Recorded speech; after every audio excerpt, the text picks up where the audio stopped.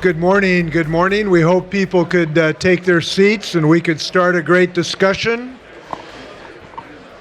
Good morning, Governor Wolf, Governor Hutchinson. Good morning.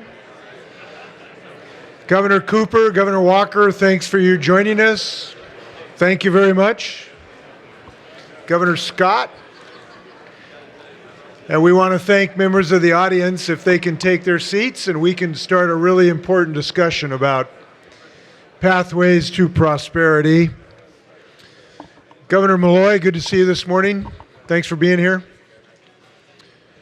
Good morning. We have a really great discussion ahead of us this morning of pathways to prosperity, examining our possibilities of innovation and post-secondary education and career-connected learning for our precious kids in the future of this nation. We know that the font of all wisdom is a repository in the governor's offices. And we know that we have the greatest collection of educational leaders in the history of the country and the governors on a bipartisan basis. I think there's a bipartisan consensus about that this morning. So I'm looking forward to this discussion. I'm going to kick it off a little bit by some comments. A few things we'll look forward to discussing today. How do we help families finance higher education? How do we make it more accessible to diverse communities?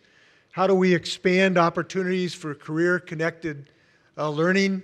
How do we use data to really use strategies to prioritize our investment? I'm looking forward to everyone's comments about that. Just preliminary comment about, I know governors have been doing some really progressive work trying to make higher education more affordable and accessible to our families. We know the crushing debt burden that our families have, and we recognize we got talent on a bipartisan basis. Governor Jerry Brown in California has really championed a new system in that regard.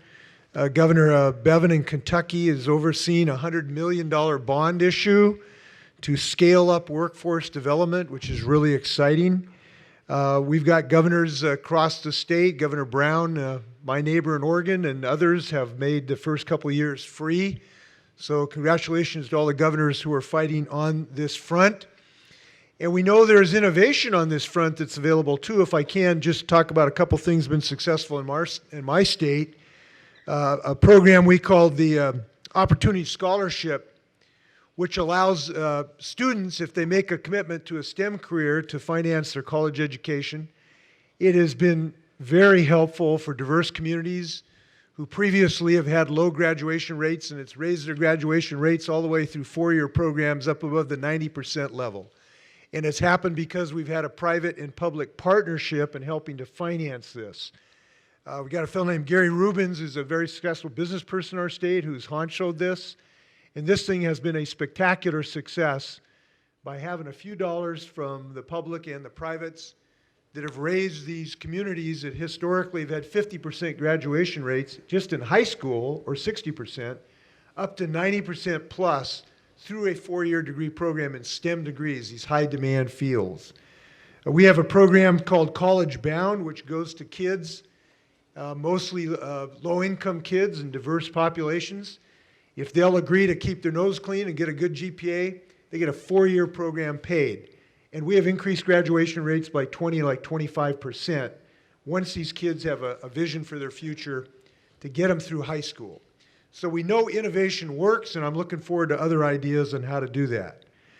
We know that we have to look at innovation in our non-college environment on how to give people connection to the jobs of the future.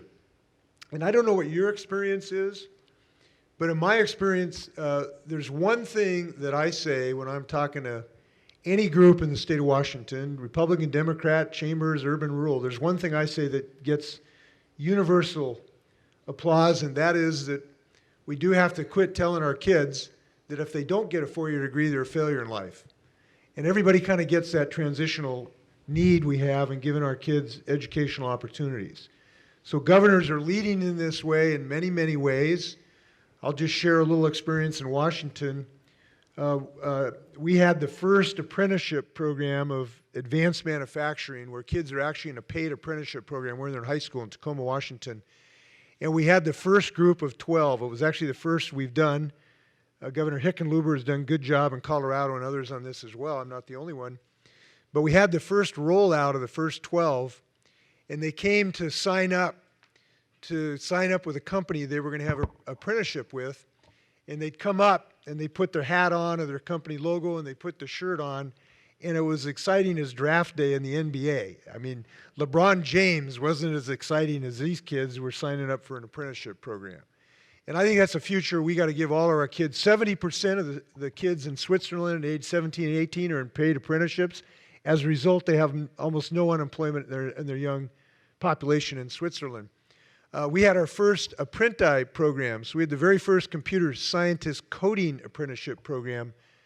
The last two classes, they have 100% employment. A lot of these people were in midlife, and to go into a coding program and give them an apprenticeship has been spectacularly successful. And I'm looking forward to everybody sharing their ideas as well. We know we got to do a better job giving diverse populations access to higher education. We're doing that. Our dreamers are getting financial aid to make sure that our dreamers have access, and these are some of the most ambitious, smartest kids in our state. Our kids have maybe been 18 years in our country, and they want to become doctors and lawyers, and I don't know what D.C. is going to do and how they treat our dreamers, but in our state, we want them to become doctors and lawyers, and they're doing that big time, and I'm glad we're giving them a chance to actually finance that. We know we have some challenges here in D.C., and I'm going to look forward to joining my governors and helping our members of Congress understand our challenges. There are some threats right now in the Higher Education Act. There's some proposed cuts to some support systems, and I hope we're all going to be vocal in talking to our legislators to see to it that we don't go backwards in our financial aid system. So I want to thank everybody who's pitching in on this, and I want to turn it over to South Dakota's great governor, who has inspired us in so many ways. And I just want to tell you, you've been one of the most inspirational voices I've heard, making sure that our kids with disabilities get access as well. And Governor, thank you, and thanks for your leadership. Thank you, Governor Inslee. Thank you all for being here for this presentation, for this great panel. Today we have the pleasure of being joined by Kevin Carey, who's the Vice President for Education Policy and Knowledge Management at New America, where he directs their education policy program. In addition, Kevin is the author of a book called The End of College, Creating the Future of Learning and the University of Everywhere. And I know he's happy to have me mention that's available on Amazon. But he's been thinking about this and writing about this, so I'm interested to hear from Kevin. Also joining us today is Susan Mojica. She is a former Arizona State University student, a participant in the Starbucks College Achievement Plan, and currently a candidate for a master's in public health at George Mason University. Thank you both for being here today. And I'm going to turn it over to Doug Ducey now to recognize our third panelist and our first presenter. Governor Ducey. Thank you very much, Governor Daugaard. And as the governor of Arizona, I take great pride in introducing a force of nature from Arizona. Michael Crow came to Arizona State in 2002 via Columbia University, where he was vice provost and in charge of science and technology.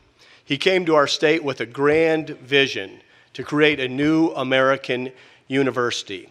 And the proof is really in the pudding. Not only with the Fulbright scholars that he's been able to attract, retain, and graduate, but with the distinction of being named the nation's most innovative university for the third year running by U.S. News and World Report, beating out institutions such as Stanford and MIT. This is a gentleman that has not only transformed this university, he has laid the groundwork to transform the state. The Barrett Honors College at Arizona State University was recently called by the New York Times as the nation's gold standard in honors colleges, the equivalent of an Ivy League education at an incredible value to our Arizona students. So it gives me great pride to introduce, and if we could give a warm NGA welcome to President Michael Crow.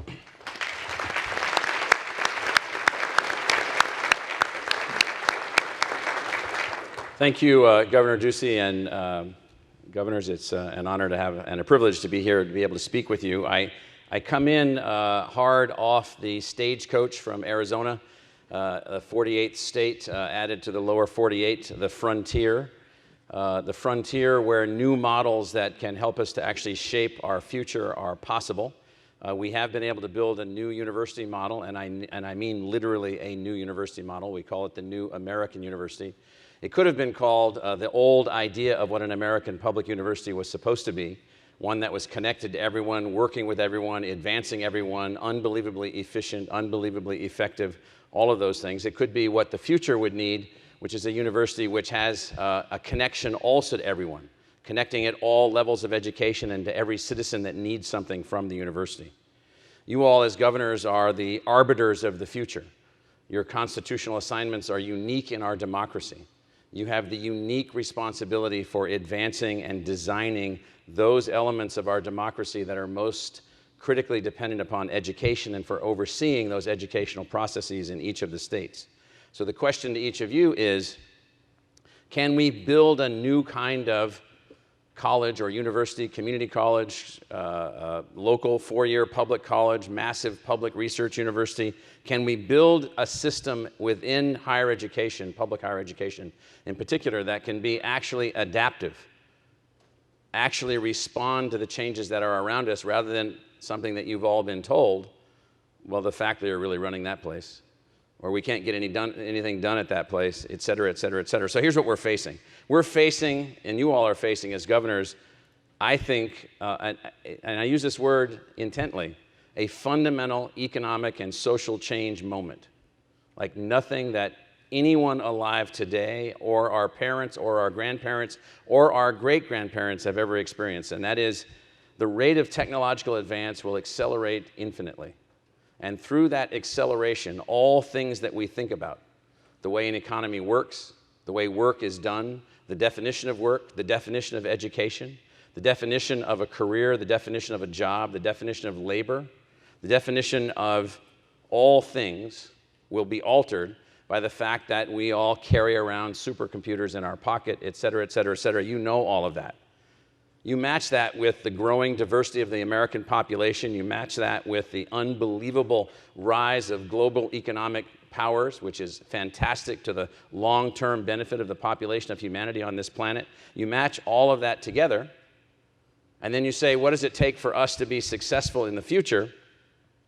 And I'm not a politician, but I am going to say that, if it's not 4% or higher economic growth on a 3-year running average in all or most of the states and then aggregating to a national level, then we've got problems related to social mobility. We've got problems relative to the further advancement of our population. We've got problems with continuing the American dream if we can't maintain that level of economic advance. If we can't graduate by the age of 18, 90 to 95% of our high school students, we're basically assigning them to a life of suffering. We're assigning them to a life of suffering. And you as governors, you all know all of this.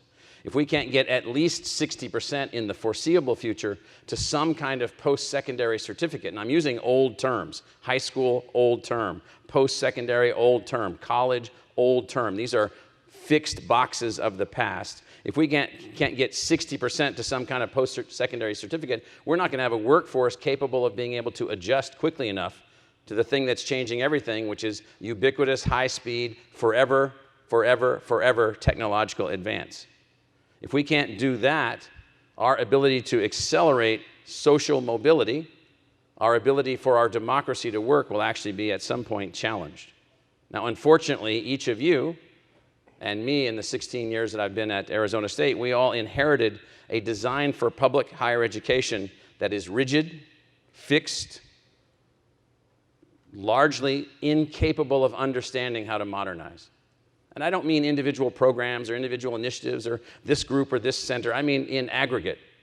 So since 1980, the United States government has assisted citizens of the United States to go to college through Pell Grants. More than half of them have no degree. $500 billion of expenditures. What do you call a person that goes to college in the United States today and doesn't finish? 33 million or so of those individuals are living in our states. What's the word? What do you call someone that didn't finish college? Dropout. It's a derogatory term. So we have a system of higher education which uses derogatory terms to label people that didn't finish their institution, which couldn't adjust to helping them to finish. And so this fixed model of higher education is so intense that I'll give you two examples. So one of your former governors is now the president of Purdue University, Mitch Daniels.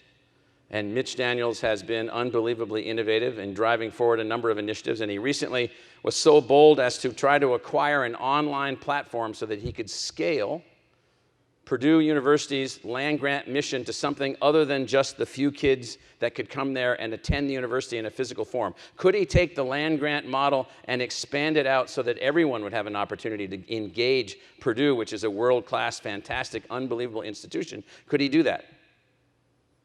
He took that risk. What's going on now is faculty have assembled, voting against him. They're going to go up to Chicago here in a few days and meet with the Higher Learning Commission and urge that this thing that he acquired from the market, that he's converting into a not-for-profit arm to extend the power of Purdue University, not be accredited, called Purdue Global. Now that is, and I will say it, and I know people are watching, that's insanity to those of you on the Purdue faculty. I mean, I'm just telling you.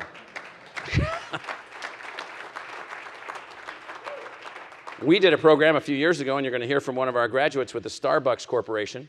Starbucks has more than 130 or 40,000 employees in the United States. Half or so went to college and never finished. Couldn't a great, conscious, capitalist corporation company like Starbucks, working with their partners, work with a civic-minded university to develop a program that could find a way to get people that had started college, were out in the workforce, had debt, had some problem, couldn't solve the problem? Could we come together and figure out a way so you could graduate from college, from a great university with no debt? So we launched the program. We've graduated 1,000 people. We have 7,000 students in the program with Starbucks right now. We plan on graduating 25,000, for which we had to do brand control to maintain damage control on our own brand, because only a low-life scum university would be so foolish as to divert the energy of its elite faculty to educating college dropouts working at Starbucks.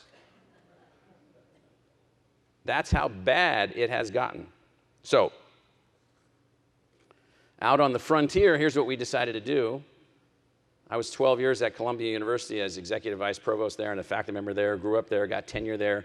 That was sort of like proving that one could be, operate at that kind of level. But I learned a lot of lessons there, and one of the things that I learned was that innovation was central to everything, and innovation was largely anachronistic to academic culture, except in a science laboratory or an engineering laboratory where engineering prospers around the inventions and discoveries and technologies. And so out on the frontier, here's what we decided to do, and I got to walk through this quickly.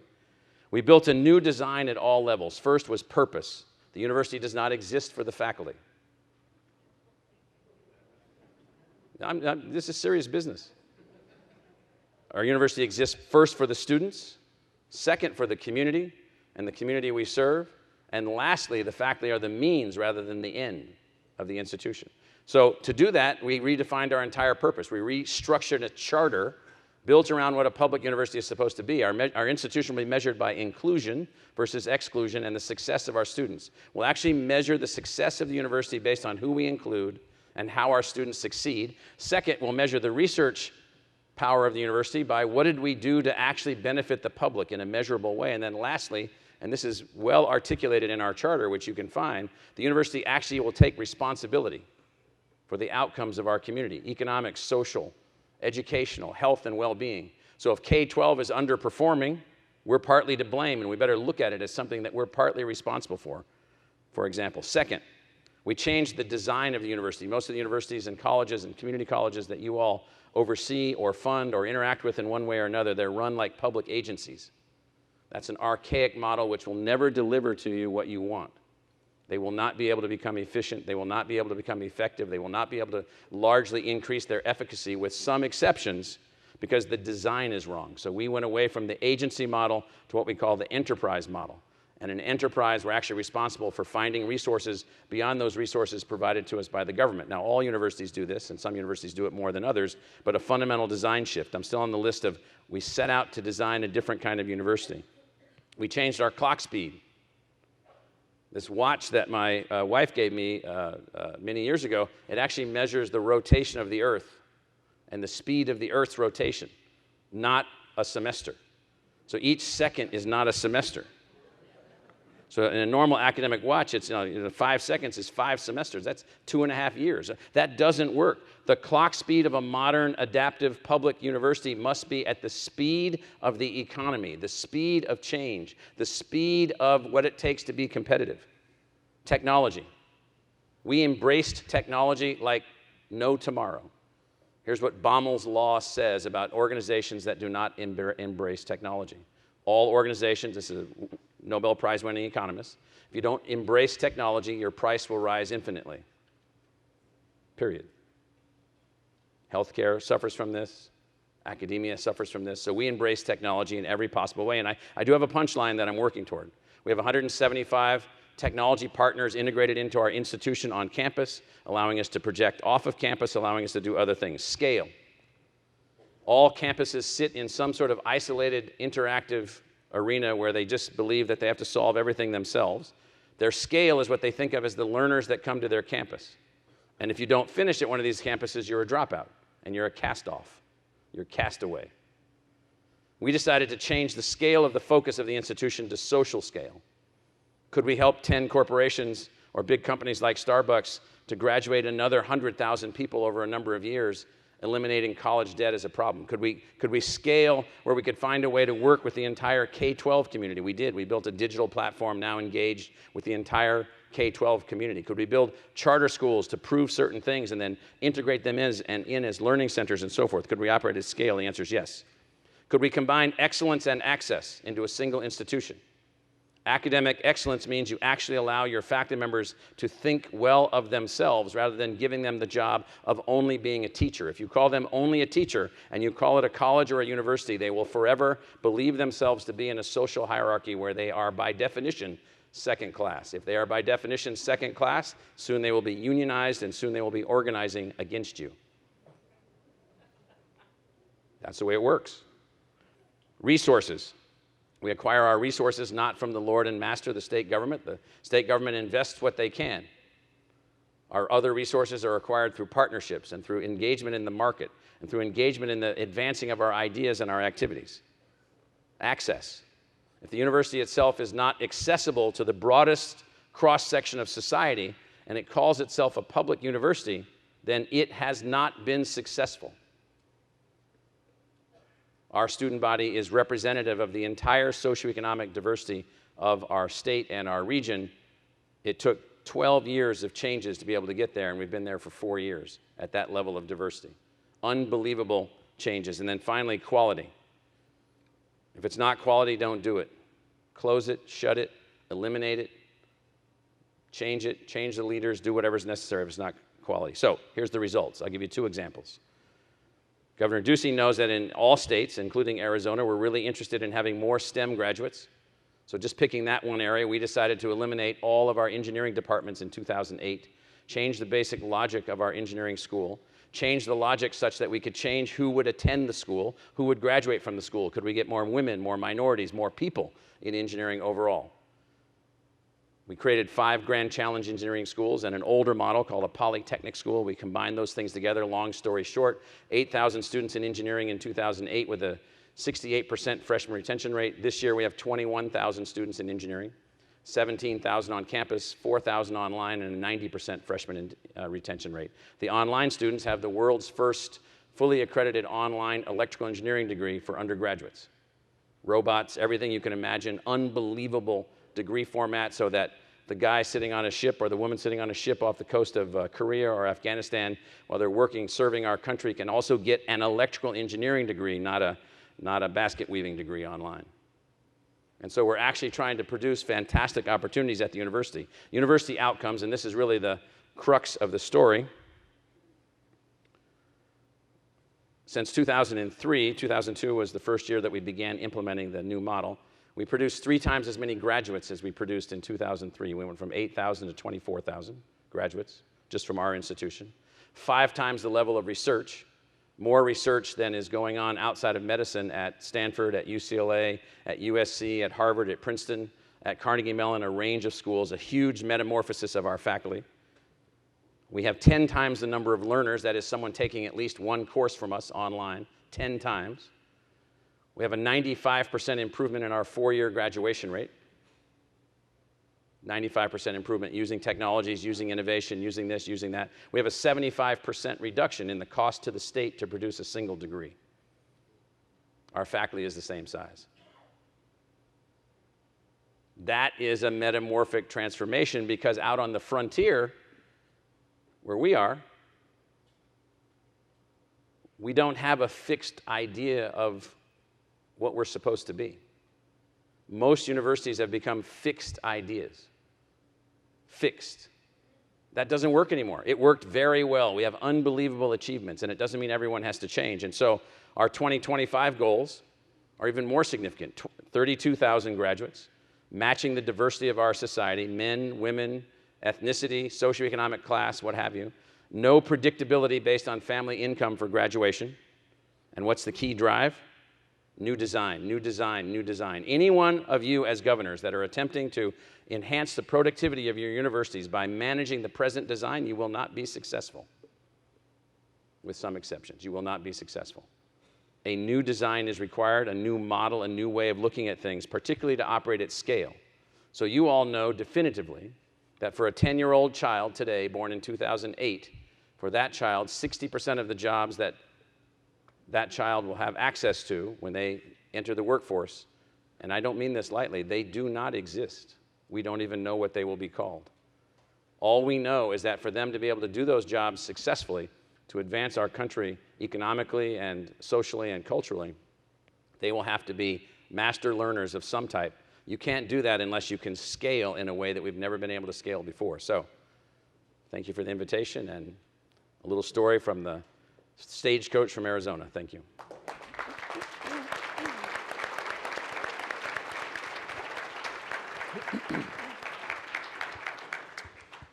We now are happy to have Susanna Mojica, who is a Starbucks partner and first-generation college graduate from Virginia. Thank you. Thank you so much for having me. My 5-year-old daughter was really excited that I would get to speak with the state bosses. So, excuse me. My parents are from Mexico. They immigrated to the United States to give us a better opportunity. I was born in California, and growing up, it wasn't a question if I would be going to college. That was my main goal. The only issue was that once it came time to go to college, there was no money there. My parents didn't have the resources to save for college. So as determined as I was, I said, I'll take loans out. It's okay. So I flew from California to New York, went to Syracuse for a year.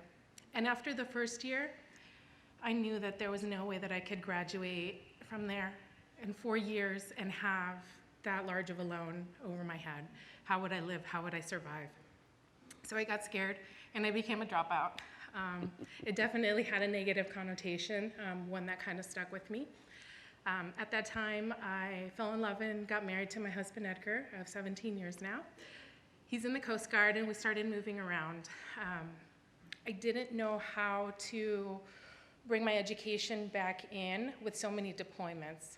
Would I be studying and we would have to deploy? Would those credits transfer? Would I then waste even more money? After a few years, I had 3 beautiful children, and at that point, they became my priority. From then on, I said, okay, I will save for college, for your college. You won't have these same concerns and worries that I had when it was time for me to go. So they became the priority. I then started working at Starbucks. It was just meant to be a very, very casual part-time job. The College Achievement Program was then announced, and I signed up that very same day. I knew that was, I get very emotional about it. I knew that this was my opportunity to go back to school. Excuse me.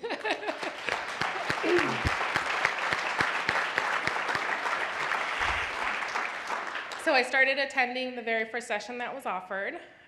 Fast forward to May of 2017, I flew to Arizona and walked across that stage and got my diploma.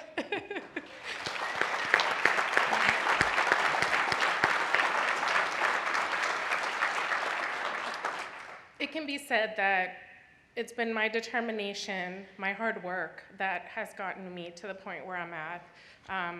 But it wasn't just my doing. It was Starbucks and Arizona State that gave me this lucky break, that created this opportunity for me to thrive, that believed in me and looked at it as a social project and not an investment.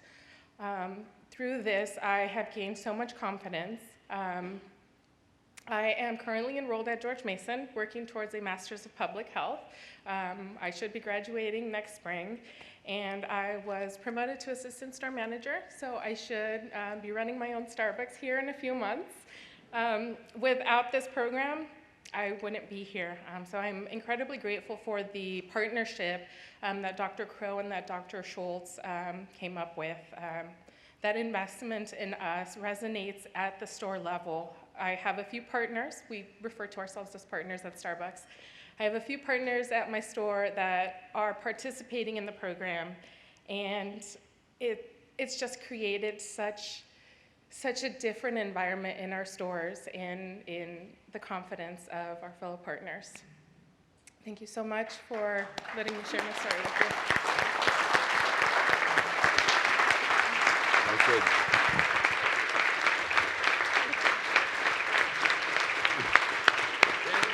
It's for you.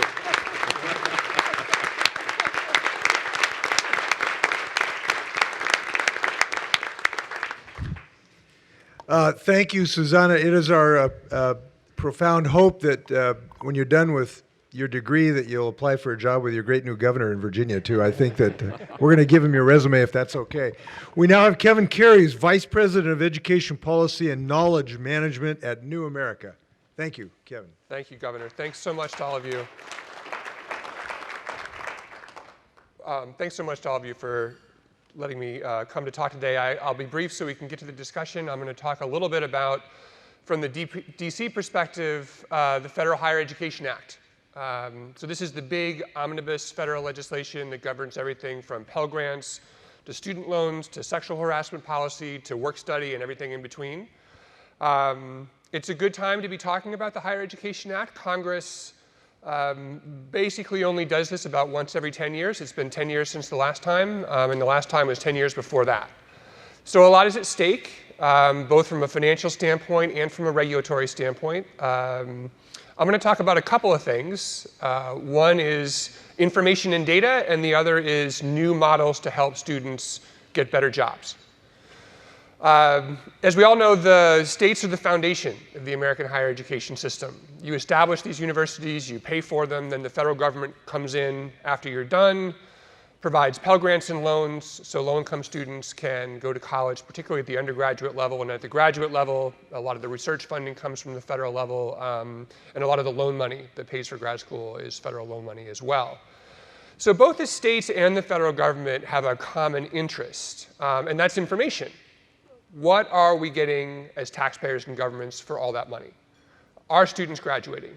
Are students getting jobs? Are they going to graduate school? What kind of jobs are they? Can they pay their loans back?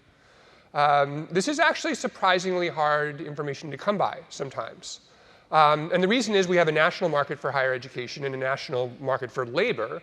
So while a lot of states are doing really good work in improving the quality of their data systems, oftentimes you're limited to what happens inside your state. So if you're in a big multi-state metropolitan area and you have a lot of people getting jobs in other states, if they're transferring and graduating somewhere else, it's hard for states to know that. So there's an opportunity for the federal government to essentially fill in the gaps and provide all of you with more information both about your institutions of higher education and just in general how your workforce and education and labor systems are working. So if you are competing to bring with one another on a friendly basis, I'm sure, for a big economic development opportunity, somebody wants to locate in your business, you can provide them with the best possible information about both the quality of your institutions and what's happening to all of your college graduates. So there's some legislation actually out there right now. It's called the College Transparency Act. It would allow the federal government to fill in these gaps in the information that you have. It's bipartisan. It's bicameral. Everyone from Senator Orrin Hatch to Senator Elizabeth Warren has supported this. All of the major associations of public colleges and universities that work for you and you work for them, as well as the Chamber of Commerce and the Business Roundtable. So this is just one of the things that the federal government does well. The federal government doesn't do everything well. I started my career working for Indiana Governor Frank O'Bannon. I haven't forgotten, I've been here in DC for a while, but I haven't forgotten the state perspective in all these things. But one of the limited roles that the federal government can do a good job with is to provide information that goes across states for the whole country. So data, I think, is going to be a key thing and a key opportunity in the Higher Education Act. The second thing is to really get better about jobs. Governor Inslee talked about apprenticeships, and Washington State is really a leader in this area. Apprenticeships are an old idea where there's really an opportunity to translate them now to the new labor market of the future. It's absolutely correct. We can't just have a system that depends on people getting four-year degrees. Most people don't get four-year degrees. We need a system that works, that provides status, that provides pathways to jobs beyond the very upper-level professional classes. But we need to do it in a way that doesn't segregate and bifurcate our population into two different areas. And so if you look at countries like Switzerland, for example, which, as we know, has been very, very successful in providing more apprenticeship opportunities, apprenticeship there is not separate from the higher education system. It's part of the higher education system. So at the same time that we want to create more opportunities for apprenticeships in new fields, fields like healthcare, fields like IT, outside of the traditional building trades, we don't want to create pathways that have no way to get back into the higher education system. So one idea that we've been talking about at New America is this idea of, and again, this is where the federal government can play a role by providing some standardization, create a category of a student apprentice. So where you can register as a student apprentice in the same way that you register as a student or you register as an apprentice. So we can provide resources, so we can connect information about those apprentices with local businesses, so businesses know what kind of training programs are going on and can connect in to be a partner in creating policy around them. Where we could provide some resources, perhaps, to help subsidize the tuition that apprentices have, and also subsidize some of the costs of providing the training. So we're the only country really with an apprenticeship program where businesses have to pay the whole cost of the wage subsidies and of the education as they're kind of going along. So this is a field, I think modern apprenticeship is really an idea whose time has come. Businesses need people with these skills. People need these skills to get connected to businesses. And this is a role where a limited federal role in partnership with states can really make a big difference. And finally, I'll just close by offering, I guess, a broad observation about some of the conversations I think you'll be hearing as we move ahead with the Higher Education Act. Everyone has a different perspective on these things, and I think states and institutions have a shared need and a shared agenda when it comes to making sure that our federal loan programs and grant programs are there for our colleges and our students when we need them. When you get into some of these issues around data and transparency, that's where sometimes the agendas can diverge a little bit. And you may have someone from some of your colleges come to you and say, well, we should really push back on these federal efforts to provide more information. It's intrusive. It's too much power here in Washington, not enough out of the states. Kind of using the language of federalism to make an argument against information. Really, it's often an argument against transparency. It's an argument against accountability.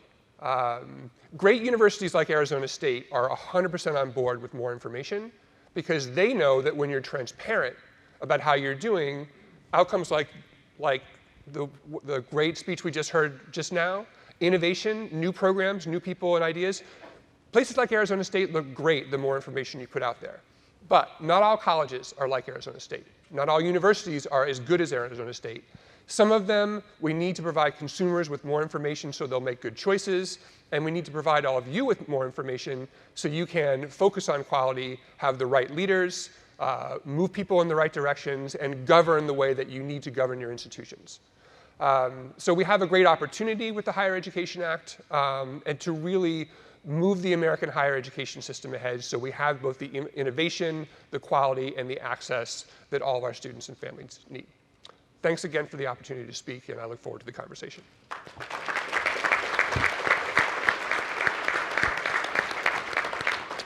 So we've got a portion where we can ask questions for this great panel, and it is a great panel, and I appreciate it. We have just witnessed the first bipartisan standing ovation, Susanna. That's quite an achievement. President Crow, your comments were so inspirational. I almost feel bad about the Husky game against your basketball team a couple weeks ago, but that's okay. How'd that football game go last night? Yeah, I don't know how that went. So here's a question. If I go back and talk to my presidents about your presentation, which is incredibly exciting, and talk about the need for innovation and talk about some of the innovative systems you've used, and they respond to those ideas, what would they say that might create a resistance to some of those ideas, and how would you respond to those, and what could governors do most effectively to help college leadership along the path that you have chosen? What works to free them or enable them or inspire them in that regard? So what's interesting is that typically I'm very familiar with the UW and Washington State presidents in the state of Washington, and so they would say, interesting experiment going in the right direction, different model than we have, that kind of thing, the stuff that's going on at ASU. But typically what we hear is, well, they don't have unions in Arizona, so they can get things done there. Or what we'll hear is, and we do have unions in Arizona, we don't have union employees at ASU, unionized. And so they'll say that it's too top-down, all of the solutions have to come from the faculty. You basically go back to what I said, it's a faculty-centric model. And so the way to change that up is to set expectations and goals for the universities that are, because we live in such a privileged position. We are you all as governors have created public universities and colleges that live in privilege. We now need to be given an unbelievable assignment. And the assignment is we're interested in you educating the kids that come to the university and the college at the highest possible level, graduating the kids that come to the community colleges, which very few do graduate from the community colleges, advancing to a level of metrics, to part of Kevin's point, that's off the charts, meaning we need goals that are really difficult to achieve. We also need, as I said in the earlier comments, to be freed from bureaucratic controls. These are institutions that, if freed from certain controls, can deliver more, but they have to be held accountable, and those are new models. And so what you'll hear from folks in Washington or from other places is that, well, what we really need is just more money from the legislature. What we really need is just more capital investment or more this or more that. That model cannot scale under any circumstance to the level of educational productivity required for us to prepare the population for the coming economic and technological changes. We need new models. And so what you'll hear is basically not a defense of the historic model, but you'll hear, well, this is the model we have, and we're trying to work it the best that we can. And so what one has to find are those willing to innovate, empower them, see if you can get changes in their behavior from their activity, and then from that, use those as exemplars. That's, I think, the pathway. So faculty doesn't have to be unionized to perhaps be prickly on occasion. What has been successful for you in getting buy-in for your faculty partners? So buy-in has come from empowering the faculty to be something other than petty bureaucrats. So petty bureaucrats sit around and they worry about the chemistry department fighting against the physics department or this or this or this. We empowered our faculty to design their intellectual futures, to create new programs. We eliminated 80 academic programs at multiple levels. We created new schools like our School for Earth and Space Exploration, which is, no pun intended, taken off. And so, we created an unbelievable School of Sustainability, which is focused on economic development, economic growth, and protection of the sustainability of the planet for future generations. So you empower the faculty in ways that they're running of these small, tight-knit, argumentative bureaucracies among and between each other. That's the thing that has to be freed. That's the faculty governance system, is a governance system of a series of bureaucratic relationships that are not innovative. Thank you. Governor Inslee? Yeah, we're going to go to Governor Daugaard here for a second here, I think. Yes, thank you. Kevin, in your book, you talk, the title is The University of Everything, and it seems to me that what the University of Arizona is doing is becoming Arizona more State. like Arizona State, excuse me, Arizona State is becoming more like that, and I'm wondering if you can react to that description and whether it fits with what you see occurring from your vantage point.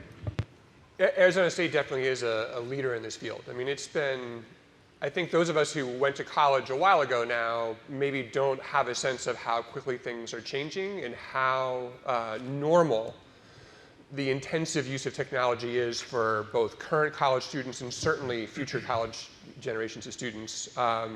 There are still going to be a lot of people who go someplace and live with other students. That's a great educational environment. We're not going to get away from that. They're going to have personal relationships with students and mentors. But a lot of people are also going to be online, or they're going to split their time. Some classes that are focused in interpersonal because that's what's good for those classes. But now access to great learning communities around the world at other institutions. And so the biggest thing is you won't have to take all your classes from one place anymore. To make that work, we need to make sure that there's good systems for transferring credit, so you can put together a degree from different places. We need to be open to new kinds of college credentials.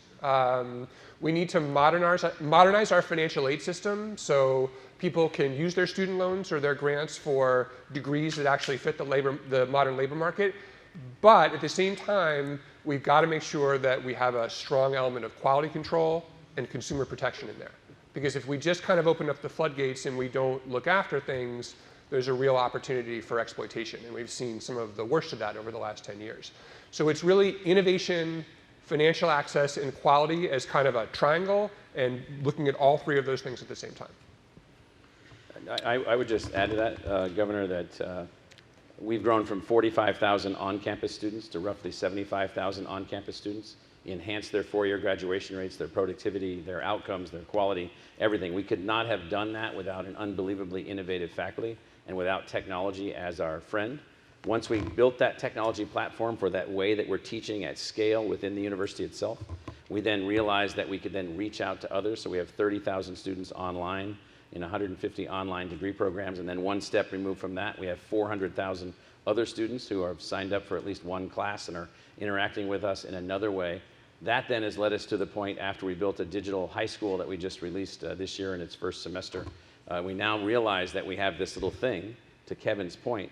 We have the core of a public university operating in a research modality that can be a part of a broader initiative that we're now calling Universal Learner. The Universal Learner can be a person coming in and out of the educational system throughout their life, along the way, even before they're at college or university or community college or technical school or apprenticeship or whatever. You may be doing your technical apprenticeship in welding, but you need to pick up a class on business or a class on engineering principles or this or that.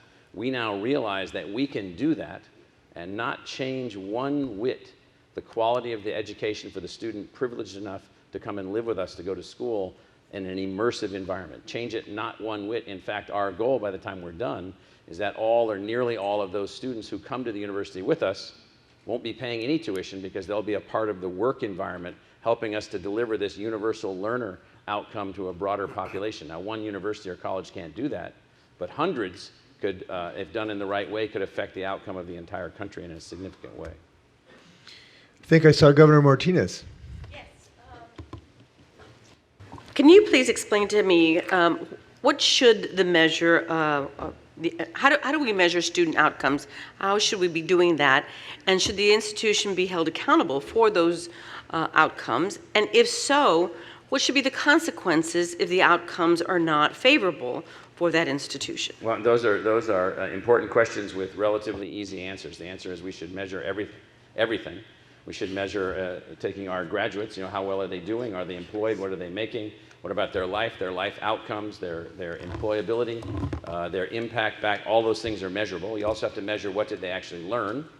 Do they actually have critical thinking skills or not? And if so, at what level? And if not, why? Et cetera. Should universities be accountable for that? Unequivocally, they should be accountable. They should be so accountable that the leadership teams of universities not meeting these goals should be replaced as rapidly as you can replace them, to find people who can deliver those kinds of measurable outcomes. And if they say they can't deliver them, then you should you should definitely replace those people. Governor Ducey. First, I want to say, Susanna, great speech. You're an inspiration, and I hope when you graduate from George Mason, you will come back to Arizona. I'm actually from California.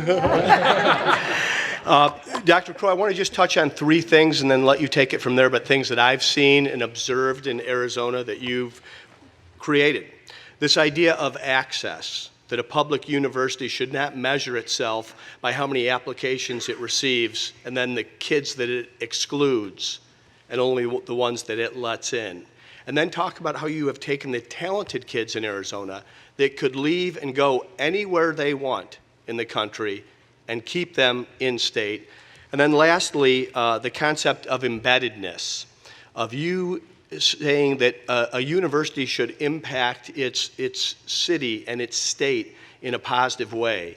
And you pointed out where our state was on the day you came, and then the positive things that have happened during your tenure. And then you've pointed out other places of excellent institutions, but said, how is that city doing? Yeah. So on the question of access, so we set out consciously to say that we would be egalitarian in our access. We would not be artificially fake in setting admission standards to exclude kids. So on my desk is the catalog of the University of California at Los Angeles from August 10th, 1950. To get into the University of California on that day, on that campus, you needed a B average. There was no tuition cost whatsoever. You needed a B in 15 courses that prepared you to do university level work. If you had that B average, you took those courses, you were admitted no matter how many of you there were. There was no enrollment cap, there was no funding model. It had not become a rigid bureaucracy. We are doing everything that we can to implement that model from 1950, everything we possibly can, to a research grade university. So from our perspective, access is completely driven by, have you brought in all of the talent from every family background, everywhere you possibly can. Now for us, that's very, very challenging. All the things I'm talking about are challenging. And we've made that work. 20% of our students are from families at or below the poverty line. 50% of our incoming 12,000 freshmen are non-white.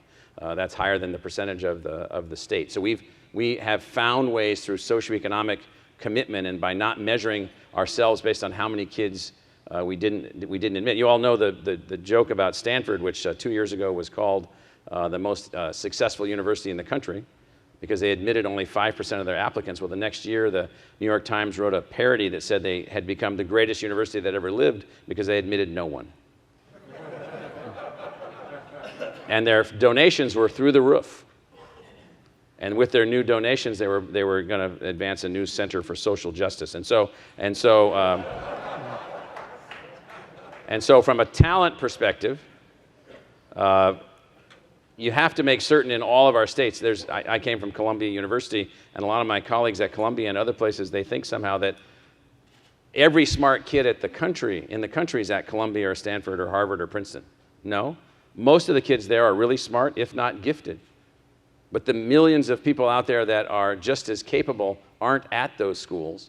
And so we built a program, as the governor mentioned, called the Barrett Honors College, which is the size of the Stanford undergraduate student body, but operates in a completely different income level. But more important than that, from the perspective of talent, we have decided to make the university as broadly scoped as possible. Hundreds and hundreds of undergraduate degree programs tapping into the talent of the breadth of our society, not the narrow funneling of our society into a small activity. And then what the governor called embeddedness.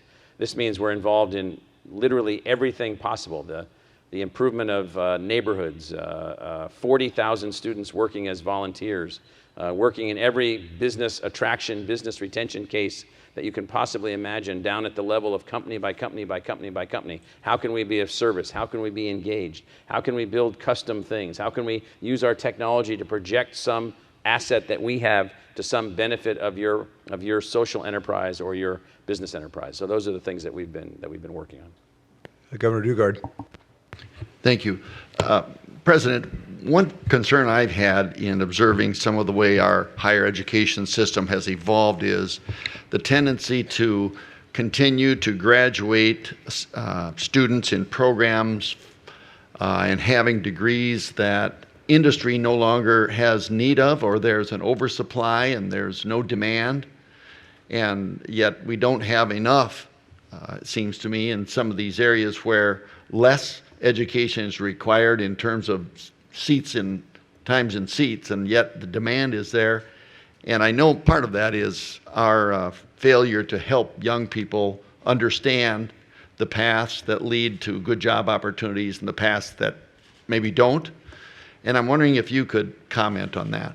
So that's a difficult question, because we've seen a shift now where people are using college degrees as proxies for that must be a hard worker. So people are now requiring college degrees for jobs that in the past didn't require college degrees. That's a very complicated thing that's going on. There's a shortage of college degrees, college graduates right now in the economy. Unemployment for college graduates is under 3% and going down.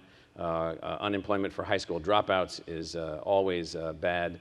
The number of jobs in the economy for people with only a high school diploma have been plummeting for the last 10, 15, or 20 years.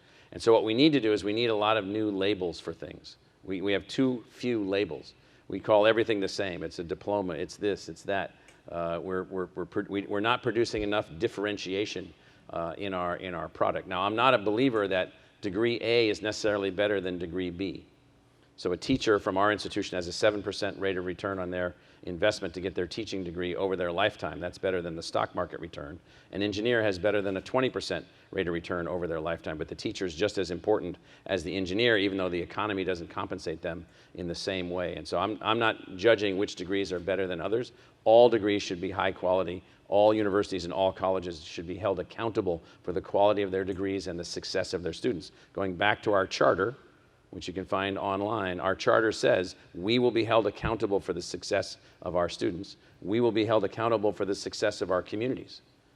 And so that sort of solves some of those issues if that can be embedded in the logic of enough colleges or universities. We've got time. One more question, I think. Yes. Mary? Thank you, President Crow. We have an opening at the University of Oklahoma for our president. Yeah. David has done a fantastic job. He has done a great job. We appreciate all of your comments today. I have a couple of questions. Do you have tenure? We have for your tenure, but we profession? don't allow the urban myth of what people think tenure is, to be prevailing. So tenure is an absolutely essential ingredient to the way that knowledge is created. So knowledge is created by the destruction of previous theories, the destruction of previous ideas, and without tenure, faculty members would just kill each other off, attempting to protect their ideas from being attacked by others. And so it's a license to advance your ideas so long as you work hard, so long as you contribute, continue to be a great teacher, a great professor, so long as you don't misbehave, so long as you don't abuse your position. And so tenure is a license for academic achievement. If all those other things occur and you're underperforming, at our institution, you go through post-tenure review. Most people put up for post-tenure review quit. Most people that go through post-tenure review, when they get the treatment for improving their behavior, quit. If they then agree to that treatment, they're held accountable to improve their behavior. If they don't agree to that, then they're fired. If their conduct is unbecoming, they're fired. And so that tenure is not a lifetime deal. I got many scars on my back and many witness hours in United States District Court for lawsuits, all of which that we won, to make certain that what I'm describing to you actually works the way that I'm describing it to you. Very well.